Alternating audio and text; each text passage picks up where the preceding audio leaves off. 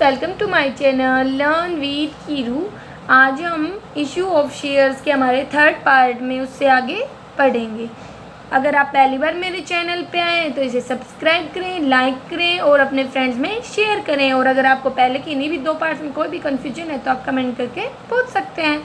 तो आज हम पढ़ेंगे issue of shares at premium. मतलब जब कोई भी कंपनी है जो अपनी जो फेस वैल्यू होती है ना शेयर्स की, उससे ज़्यादा वैल्यू पर, उससे ज़्यादा प्राइस पर अगर अपने शेयर्स को मार्केट में पब्लिक को ऑफर करती है तो वो क्या कहलाता है? Issue shares at premium. मतलब share at a price which is above its face value. जो इसकी फेस वैल्यू है शेयर्स की, उससे ज़्यादा प्राइस पर अगर शेयर वगैरह ऑफर किए जाते हैं तो वो हमारा इशू शेयर्स एट प्रीमियम कहलाता है। और जो प्रीमियम पे जो हमारी वैल्यू होती है ना, वो हमारा मतलब जो हमें रिवेन्यू मिलता है वो हमारा प्रॉफिट होता है, वो हमारा कैपिटल प्रॉफिट होता है, ना कि रिवेन्यू प्रॉफिट। और इसके लिए एक सेपरेट अकाउंट ओपन किया जाता है, सिक्योरिटीज प्रीमियम रिजर्व अकाउंट। मतलब जो हमारा कैपिटल प्रॉफिट होता है उसको हम इस अकाउंट में क्रेडिट करते हैं। ठीक है, अब बात आती है कि भाई हमें सिक्योरिटीज प्रीमियम से जो पैसा मिल रहा है, जो प्रॉफिट हो रहा है, हम उसका यूटिलाइजेशन कहाँ पे करेंगे, उसको यूज़ कहाँ पे करेंगे? तो देखो, जो भी प्रिलिमिनरी एक्सपेंसेस होते हैं, मतलब जब भी कंपनी की फॉर्मेशन होती है तो उस टाइम पे जो भी एक्सपेंसेस होते हैं उनको राइट ऑफ करने में यूज़ कर सकते हैं। राइट ऑफ करने में यूज़ कर सकते हैं जो भी एक्सपेंसेस हैं, कमीशन है, डिस्काउंट जो भी अलाउ किए गए हैं शेयर्स और डिवेंचर वगैरह को इशू करने में। For issuing fully paid bonus shares को इशू करने में यूज़ कर सकते हैं, क्योंकि बोनस शेयर्स ऐसे होते हैं जो बिना कंसिडरेशन वगैरह के इशू किए जाते हैं। For providing for the premium payable on redemption of redeemable preference shares और डिवेंचर ऑफ द कंपनी। मतलब कि भाई उनको क्या करने के लिए, प्रेफरेंस शेयर्स और जो डिबेंचर वगैरह है ना, उनको रिडीमेबल वगैरह रिडीम करने के लिए, मतलब जो प्रीमियम वगैरह उन्हें पे करना है उसके यूज़ में। और जो कंपनी खुद के जो शेयर्स होते हैं उनको बाई बैक करने में भी इस पैसे का यूज़ कर सकती है। किस सेक्शन के अंतर्गत? मतलब जो भी अदर सिक्योरिटीज है उनको सेक्शन 68 के अंतर्गत। अब बात आती है, हमें पढ़ा मीनिंग, हमने ये पढ़ा इस पैसे का हम यूज़ कहाँ पे करते हैं। अब बात आती है कि भाई इसकी एंट्रीज कैसे दिखाएंगे हम हमारी बुक्स में। तो देखो, जो सिक्योरिटीज प्रीमियम की अमाउंट है ना, वो हमें हमारे एप्लीकेशन मनी पे भी मिल सकती है, हमें अलॉटमेंट पे भी मिल सकती है। वो डिपेंड करता है क्वेश्चन में हमें क्या बताया गया है। तो हमें जो भी बताएगा हम उसके अकॉर्डिंग उसका ट्रीटमेंट कर देंगे। अगर हमें कोई भी इन्फॉर्मेशन नहीं दी गई होती है तो हम ये मानते हैं कि जो हमें सिक्योरिटीज प्रीमियम की अमाउंट मिली है वो हमें अलॉटमेंट पे मिली है। तो देखो, यहाँ पे हमने मानना लगा लो हमें एप्लीकेशन मनी पे मिली है। तो देखो, सबसे पहले तो हमें क्या मिलेगी? शेयर एप्लीकेशन, मतलब जो लोग अप्लाई कर रहे हैं। तो bank account debit to share application account. अब जो शेयर एप्लीकेशन अकाउंट होता है, मतलब जो शेयर एप्लीकेशन मनी होती है उसको हम शेयर कैपिटल अकाउंट में ट्रांसफर करते हैं, क्योंकि जो हमारी एप्लीकेशन मनी होती है वो शेयर कैपिटल में की फॉर्म में तो होती है। तो अब हम क्या करते हैं, एप्लीकेशन मनी को शेयर कैपिटल अकाउंट में ट्रांसफर कर देते हैं। लेकिन जो हमारा और मतलब सिक्योरिटीज प्रीमियम होता है उसको भी हम क्या कर देते हैं, credit securities premium reserve account में, अगर वो हमें एप्लीकेशन मनी पे मिलता है। लेकिन अगर वो हमें अलॉटमेंट मनी के साथ मिलता है तो हम उसको अलॉटमेंट के साथ क्रेडिट कर देंगे, ना कि एप्लीकेशन के साथ। ठीक है, फिर बात आती है जब हमें अलॉटमेंट मनी मिलेगी तो bank account debit to share allotment account. इसमें हमारे सिक्योरिटीज प्रीमियम की अमाउंट भी इंक्लूड होती है। इसको हम क्वेश्चन से समझेंगे तो आपको ये और भी अच्छे से समझ में आएगा। तो देखो, यहाँ पे एक्सपेंशन पेंट लिमिटेड है जो रजिस्टर्ड हुई थी और उसकी अथोराइज कैपिटल थी 50 लाख। और उसने है ना अपने जो भी कैपिटल थी उसको 5 लाख इक्विटी शेयर्स में बांटा, जिसमें 10 रुपये का एक शेयर था। कंपनी ने जिसमें से 5 लाख इक्विटी शेयर्स में से 2 लाख इक्विटी शेयर्स पब्लिक को ऑफर किए, मतलब पब्लिक को इशू किए, जिसमें 3 रुपये, मतलब 3 रुपये थे ना वो प्रीमियम पे था। ठीक है, 4 रुपये एप्लीकेशन पे मांगे, 5 रुपये अलॉटमेंट पे, 2 फर्स्ट कॉल पे, 2 फाइनल कॉल बोल दिया सेकेंड कॉल। और जो अलॉटमेंट मनी थी उसमें हमारा प्रीमियम इंक्लूड था। मतलब हमें पता है हमारा प्रीमियम कितने का था, 3 रुपये का प्रीमियम था। तो हम ये कह सकते हैं कि 2 रुपये और क्या थे, वो अलॉटमेंट के। तो ऐसे इसने 5 रुपये मांगे। इसके अलावा इसने बोल रखा है भाई पूरी तरह से सब्सक्राइब वगैरह हो गया था, और जो शेयर मतलब इशू एक्सपेंसेस थे वो हमारे 75,000 थे, जिसको हमने जो हमें प्रीमियम मिला था ना उससे हमें राइट ऑफ किया। तो पहले तो हमें क्या होगी, शेयर एप्लीकेशन मनी मिलेगी।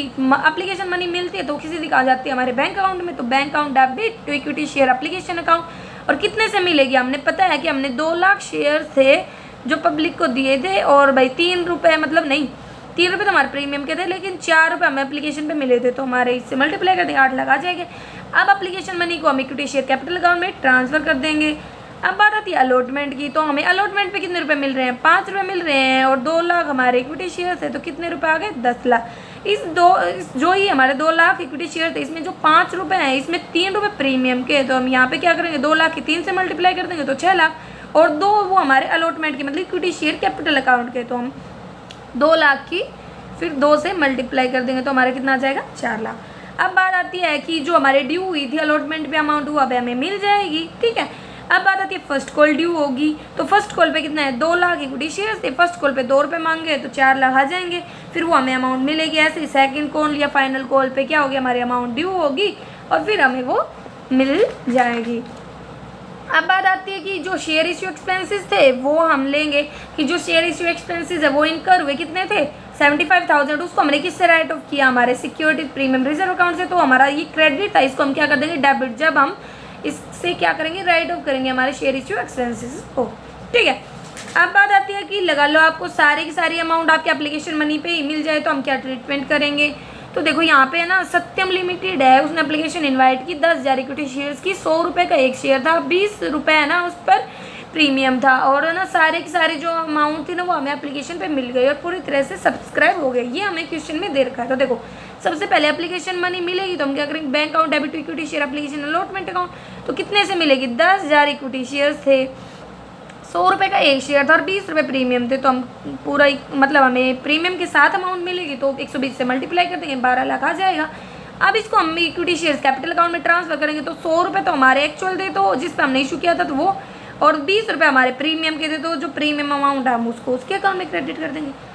अब बात आती है एक नए फॉर्म की कि जब हम है ना कैश बुक का यूज़ करके चले, किसके लिए, जब भी हम शेयर वगैरह इशू कर रहे हैं तो अगर हम कैश बुक का यूज़ करते हैं तो बस इसमें क्या डिफरेंस आ जाएगा कि जितनी भी हम जर्नल एंट्रीज कर रहे थे उसमें वो सारी जर्नल एंट्री जो कैश से रिलेटेड थी वो नहीं होंगी, वो हमारी सारी कैश बुक में मतलब रजिस्टर्ड हो जाएंगी, मतलब कैश बुक है ना उसमें रिकॉर्ड की जाएंगी और जो भी नॉन कैश ट्रांजेक्शन उनके हम जर्नल बनाएंगे।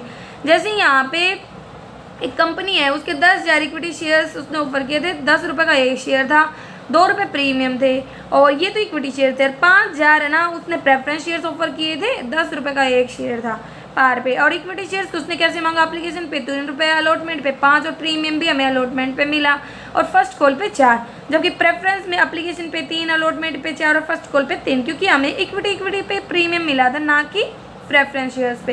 अब हम इसकी जर्नल बनाएंगे। तो देखो यहाँ पे हमने किया तो equity shares application account debit, तो पहले हम क्या करते थे, हम करते थे bank account debit to equity shares application account, यही करते थे।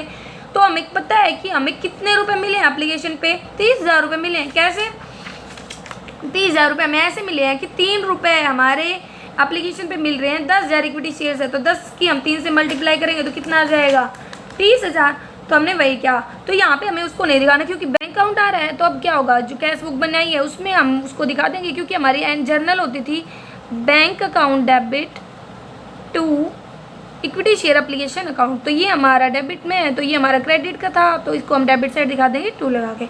अब ऐसे ही वो हमारी नेक्स्ट एंट्री हो जाएगी जब हम उसको शेयर कैपिटल अकाउंट में ट्रांसफ़र करेंगे। नेक्स्ट आती है हमारी अलॉटमेंट मनी ड्यू होती है, अलॉटमेंट मनी ड्यू हो जाएगी, उसके बाद हमें अलॉटमेंट मनी मिलती है तो उससे भी क्या होता है हमारा बैंक अकाउंट अफेक्ट होता है, मतलब हमें पैसे मिलते हैं तो हम क्या कर देंगे bank account debit to equity share allotment account, तो इक्विटी शेयर्स अलॉटमेंट अकाउंट, ऐसे प्रेफरेंस शेयर्स पे मिल जाएगा। फिर हमारी फर्स्ट कॉल ड्यू होती है और फिर हमें फर्स्ट कॉल पे अमाउंट मिलती है तो वही आ जाएगी equity share first and final call account, ऐसे प्रेफरेंस शेयर्स पर। तो ऐसे हम कैश बुक बना सकते हैं, बिल्कुल सेम फॉर्मेट होता है। अगर आपको पहली बार बनाने में प्रॉब्लम आती है तो आप पहले सारे जर्नल्स को रिकॉर्ड कर सकते हैं, उसके बाद आप इजीली अपनी कैश बुक को बना सकते हैं, ठीक है। अब बात आती है issue of shares at discount. Discount का मतलब होता है कि जब फेस वैल्यू से कम वैल्यू पर, मतलब फेस वैल्यू से कम प्राइस पर शेयर्स को पब्लिक में ऑफर किया जाता है तो वो हमारे issue of shares at discount कहलाते हैं, ठीक है। अब बात आता है under subscription of shares. Under subscription का मतलब होता है कि जैसे कंपनी है उसने तो 10,000 शेयर्स ऑफर किए पब्लिक को, लेकिन पब्लिक ने 8,000 सब्सक्राइब किया तो वो होता है अंडर सब्सक्रिप्शन। मतलब जो शेयर अप्लाई किए थे पब्लिक ने उसमें से मतलब less than the number of share offer, मतलब जो पब्लिक ने ऑफर किया है वो कम है, मतलब पब्लिक को हमने ऑफर किया वो तो ज़्यादा थे और पब्लिक ने जो अप्लाई किया मतलब पब्लिक ने जो मांगे हैं, पब्लिक ने जो सब्सक्राइब किया वो कम है, तो वो हमारा क्या हो जाता है अंडर सब्सक्रिप्शन। इसको आप क्वेश्चन के आंसर समझ सकते हो। जैसे यहाँ पे शिवा लिमिटेड है, उसने 20,000 शेयर्स इश्यू किए थे, 10 रुपये का एक शेयर था, उस पर 10% प्रीमियम मिला। अगर आपको प्रीमियम की अमाउंट निकालनी तो 10 रुपये का एक शेयर था तो 10% की वैल्यू निकाल देंगे तो यहाँ पे हमारा आ गया 1 रुपये। ये क्या हो जाएगा हमारा प्रीमियम, ठीक है, मतलब सिक्योरिटीज रिजर्व में आ जाएगा, ठीक है। Payment worth to be made कैसे की गई, एप्लीकेशन पे हमें 5 रुपये मिले जिसमें हमारा प्रीमियम भी आ रहा था, अलॉटमेंट पे 4 मिले और फर्स्ट एंड फाइनल कॉल पे 2 रुपये मिले।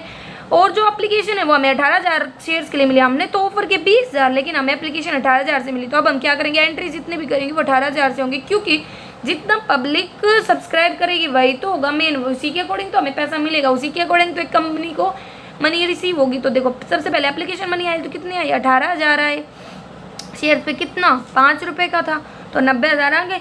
अब इसमें हमारे क्या था, सिक्योरिटीज़ प्रीमियम भी था, मतलब हमारा प्रीमियम भी इंक्लूड था, उसको हम अलग से दिखा देंगे क्योंकि 1 रुपये था तो 18,000 की 1 से मल्टीप्लाई करोगे तो 18,000, और 18 की हमें पता है 4 रुपये हमारे एप्लीकेशन पे वैसे थे बिना प्रीमियम के, तो वो कर दोगे तो हम 72,000 आ जाएंगे। अब हमारी अलॉटमेंट मनी ड्यू होगी, अलॉटमेंट मनी ड्यू हो गई, वो भी हमारे कैसे 18,000 शेयर्स हैं, 4 रुपये अलॉटमेंट के हैं तो 72,000 आ जाएंगे, फिर वो हमें मिल जाएगी, ऐसे हमारी फर्स्ट कॉल ड्यू हो जाएगी और वो हमें मिलेगी फिर हमारे फाइनल कॉल ड्यू। तो ये ऐसे हम इन क्वेश्चंस को कर सकते हैं, ये हमारे नॉर्मल था। बस आपको यहाँ पे ये समझना था कि जब अंडर सब्सक्राइब होता है तो हम उसको कैसे करते हैं, तो उसी अमाउंट से मतलब हम दिखाते हैं जितने पब्लिक ने सब्सक्राइब किए हैं। अब बात आती है issue of shares for consideration other than cash, मतलब कई बार क्या होता है कि कंपनी है ना शेयर्स को ऑफर तो करती है लेकिन कैश के लिए नहीं करती, बल्कि कई बार क्या होता है किसी बिजनेस को खरीद लिया उसको शेयर ऑफर कर दे, कि प्रमोटर है उसने हमारे जो कंपनी वगैरह उनको इनकॉर्पोरेट करने में हमारी हेल्प की, उसको शेयर ऑफर कर दिया, किसी वेंडर शेयर्स खरीदती थी किसी वेंडर से तो हमने उसे शेयर ऑफर कर दी। तो देखो अगर प्रमोटर को करें, मतलब जो इसने हमारी इनकॉर्पोरेशन हमारी कंपनी को बनाने में हमारी हेल्प करी है, तो क्या करेंगे हम इनकॉर्पोरेशन अकाउंट को डेबिट कर देंगे और शेयर कैपिटल अकाउंट को क्रेडिट कर देंगे। और अगर हमने किसी भी वेंडर वगैरह से कोई एसेट्स परचेज किया तो सबसे पहले हमारे पास एसेट्स आएंगे, तो हम क्या करेंगे सन्ड्री एसेट्स अकाउंट डेबिट करेंगे और वेंडर अकाउंट को क्रेडिट करेंगे, और फिर वेंडर अकाउंट को क्या कर देंगे हम शेयर कैपिटल अकाउंट, मतलब क्योंकि हम उनको क्या ऑफर कर रहे हैं, शेयर्स दे रहे हैं। जैसे इसको हम यहाँ समझ सकते हैं कि एक एक्स लिमिटेड थी, उसने है ना वाई लिमिटेड बिजनेस खरीदा, कितने में 9 लाख रुपए में, और उसको क्या ऑफर कर दिया फुली पेड शेयर, 10 रुपये का एक शेयर था। तो हमें एंट्रीज दिखानी है पहले पार पर कि हमने पार पर उसे शेयर को ऑफर किया और एक प्रीमियम पर। तो देखो सबसे पहले हम क्या खरीदेंगे एसेट्स को, sundry assets account debit to कौन सी कंपनी से खरीदे, वाई लिमिटेड से, तो उसका अकाउंट क्रेडिट हो जाएगा कितने से 9 लाख से। अगर पार पर होता तो नॉर्मल सी बात थी कि Y limited account debit to share capital account 9 lakh से आ जाता, लेकिन जहाँ पे प्रीमियम आ जाता, प्रीमियम है 25%, तो 10 पे अगर 25% निकालेंगे तो कितना आएगा 10/4, या हम कह सकते हैं 5/2, यही आएगा हमारा, ठीक है। तो देखो वाई लिमिटेड का हमारा 9 लाख है, लेकिन अब हमें ये कैसे पता चलेगा कि एक्चुअल में शेयर कितने थे, तो हमें तो पता है कि हमने 9 लाख रुपए दिए, ये लेकिन ये नहीं पता ना शेयर, तो उसका एक फॉर्मूला होता है कि हमने नेट अमाउंट कितनी पेबल की है, 9 लाख रुपए पे किए हैं, और उसको हम इशू प्राइस से डिवाइड कर देंगे, और इशू प्राइस कौन सा होगा जिसमें हमारा एक्चुअल जो फेस वैल्यू वो प्लस प्रीमियम दोनों आ जाएंगे। तो प्रीमियम को इंक्लूड करते तो कितने बनते 12.5, तो 12.5 से हमने इसको डिवाइड किया, 72,000 शेयर आ गए। अब क्या करेंगे 72,000 की हम यहाँ पे 10 से मल्टीप्लाई, क्योंकि 10 हमारी फेस वैल्यू थी तो 7,20,000 आ जाएंगे, और यहाँ पे 72,000 के हम प्रीमियम अमाउंट थे, प्रीमियम कितना था हमारा 5/2, तो 5/2 से करोगे 1,80,000 आ जाएंगे, ठीक है। ऐसे ही यहाँ पे दिखा रखा है, यहाँ पे बस ये बोल रखा है कि भाई प्रमोटर को हमने 50,000 शेयर इशू किए और अंडरराइटर को हमने 30,000, तो हम उनकी एंट्री दिखा देंगे, incorporation cost account debit to share capital account, ये हमारा प्रमोटर का हो गया, और अंडरराइटर को पहले तो हम क्या करेंगे अंडरराइटर के लिए हमारे ड्यूज होंगे, ठीक है, ड्यू होंगे हमारे तो भी है शेयर्स वगैरह, तो underwriting commission account debit to underwriter account, और फिर हम क्या करेंगे इसको शेयर ऑफर कर देंगे, ठीक है। अब यहाँ पे देखो, यहाँ पे इसने क्या किया, जो एक्स लिमिटेड थी उसने परचेज किया एक बिजनेस को 30 लाख में, जिसमें बता रखा भाई उसने बिजनेस में क्या क्या परचेज किया, प्रीमियम था 20% का, तो देखो बिल्डिंग प्लांट मशीनरी स्टॉक वगैरह ये सब बता रखे, और क्रेडिटर से वो हमारे क्रेडिट साइड आते हैं। यहाँ पे एक बात सीखनी होती है कि अगर आपका जो बैलेंस है वो बच जाए, मतलब क्रेडिट बैलेंस अगर ज़्यादा होता है डेबिट कम होता है, तो हम उसका जो भी बैलेंस होता है उसको हम गुडविल अकाउंट में बैलेंसिंग फिगर से दिखा देते हैं, लेकिन अगर आपका डेबिट बैलेंस ज़्यादा और क्रेडिट कम हो तो हम बैलेंसिंग फिगर बनाते हैं कैपिटल रिजर्व अकाउंट से, ठीक है। तो ये आप यहाँ पे हमें जैसे यहाँ पे हमारा क्रेडिट बैलेंस ज़्यादा था तो डेबिट को हमने गुडविल अकाउंट से दिखा दिया। अब हमने खरीदा था वाई लिमिटेड से, तो हमने इसने बोल रखा है कि 40% अमाउंट तो हमने चेक से कर दी, मतलब कैश से कर दी, तो 30 लाख का 40% मतलब 12 लाख तो हमने सीधा कैश से कर दिया। अब बात आती है बाकी बची हुई अमाउंट, उसके लिए हमने उन्हें शेयर ऑफर किए हैं, 100 रुपये का एक शेयर था और 20 रुपये प्रीमियम के थे, तो निकालने के तरीका तो वही है, 18 लाख को हम किससे डिवाइड करेंगे 120 से, क्योंकि मतलब नंबर ऑफ कितनी अमाउंट हमने ऑफर किया अपॉन में नंबर ऑफ जो भी प्राइस है वगैरह है वो सब, क्योंकि हमें अगर नंबर ऑफ इक्विटी शेयर्स निकालने तो यही फॉर्मूला होता है, नंबर ऑफ शेयर्स कैसे निकालेंगे, अमाउंट कितनी है 18 लाख, और डिवाइड कर दें किससे, 100 रुपये का एक था, 20% प्रीमियम था 120 से, तो यहाँ पे हमें नंबर ऑफ शेयर पता चल जाएंगे, वहाँ से हम इनको ईजिली निकाल सकते हैं। ठीक है, ऐसे ही यहाँ पे हमें यहाँ कर रखा है, ऐसे नेक्स्ट क्वेश्चन में कर रखा है। अगर फिर भी आपको कोई भी कन्फ्यूजन है तो आप कमेंट करके पूछ सकते हैं कि यहाँ पे बस हमारा डेबिट बैलेंस ज़्यादा था, क्रेडिट कम था, तो हमने उसको कैपिटल रिजर्व अकाउंट से दिखा दिया है। ठीक है, और ज़्यादा न्यू कुछ भी नहीं किया है। ठीक है, अब मीनिंग समझते हैं। कोलिन एरर क्या होता है कि अब एरर का मतलब होता है बकाया, कि लगा लो कि कंपनी थी वो 10 रुपये उसने मांगे पब्लिक से, लेकिन पब्लिक ने 8 पे किए, तो इसका मतलब है 2 रुपये किस में है, एरर में है। तो देखो कई बार क्या होता है कि जो हमारा शेयर होल्डर हो जाता है ना, वो फेल हो जाता है पे करने में, जो भी अमाउंट होती है अलॉटमेंट की कॉल पर, ठीक है, जो भी ड्यू हुई है, तो वो उसे क्या बोल जाता है, कॉल ऑन एरर। इसके 2 मेथड होते हैं इसे डील करने के। एक तो भैया हम एरर अकाउंट ओपन करके दिखाएंगे, एक होता है बिना एरर ओपन किए। ठीक है, तो जब हम एरर अकाउंट को ओपन करके विदाउट एरर, मतलब जब हम एरर अकाउंट को ओपन नहीं करते हैं, तो कहता है कि इसके अंतर्गत भैया हमें पता है कोई भी एरर अकाउंट ओपन नहीं किया जाएगा। तो इसमें कहता है कि जो एक्चुअल अमाउंट हमें मिली है ना, सिर्फ हम उस अमाउंट से है ना, जो भी शेयर होल्डर होता है उसका अकाउंट क्रेडिट कर देते हैं। ठीक है, जबकि अगर हम वो एरर अकाउंट ओपन करते हैं तो जो अमाउंट हमें नहीं मिली होती है तो हम उसको एरर अकाउंट में दिखा कर चलते हैं। जैसे हमें यहाँ पे एंट्रीज दी गई है, भैया एरर अकाउंट नहीं होगा, तो सीधा ही 20,000 से, क्योंकि देखो यहाँ पे 2 रुपये पर शेयर फर्स्ट कॉल पर मांगे थे 10,000 शेयर थे, और 500 है ना जिन पे फर्स्ट कॉल नहीं मिली थी। ठीक है, और फाइनल कॉल के बता रखे 3। ठीक है, तो देखो 20,000 है हमारे फर्स्ट कॉल पे, जिनमें से bank account debit to share capital account, क्योंकि 19,000 क्यों, क्योंकि हमें ना 500 पे हमें कॉल रिसीव नहीं हुई, नहीं मिली, तो हमने इसको नहीं दिखाया। जबकि अगर एरर अकाउंट ओपन करके चलते तो आप उसको दिखाते कि 1,000 रुपये हमें क्यों नहीं मिले, कौन से पैसे हमारे बकाया थे, कैसे बकाया थे, वो सब दिखाए नहीं। बस डिफरेंस यही होता है कि जब एरर अकाउंट ओपन करते हो तो दिखा के चलते हो, एरर की अमाउंट नहीं करते हो तो जितना मिला है सिर्फ वो अमाउंट हम दिखा के चलते हैं, उसके अलावा हम कोई भी अमाउंट दिखा के नहीं चलते हैं। ठीक है, फिर बात आती है इंटरेस्ट, जो भी कोलन एरर होता है, तो कहता है कि ये स्पेसिफाइड रेट से चार्ज किया जाता है, जो भी हमारे आर्टिकल्स वगैरह में बताया जाता है उसके अकॉर्डिंग, और है ना जो ड्यू डेट होती है उससे हम वो कैलकुलेट करते हैं जब तक कि हम एक्चुअल पेमेंट नहीं कर देते हैं। अगर आर्टिकल में कुछ ना बताया जाए तो जो टेबल एफ ऑफ शेड्यूल 1 होता है ना, मतलब कंपनीज एक्ट 2013 का, उसके अकॉर्डिंग कैलकुलेट किया जाता है, लेकिन जो रेट है वो कभी भी 10% से ज़्यादा नहीं होना चाहिए। CBSE के सिलेबस में इसको बाहर किया हुआ है, फिर भी अगर आपको इसको समझना है तो हम इसको समझ सकते हैं। ठीक है, इससे आगे हम हमारे नेक्स्ट पार्ट में पढ़ेंगे जिसमें हम इसकी क्वेश्चंस को सॉल्व करके देखेंगे। Thank you.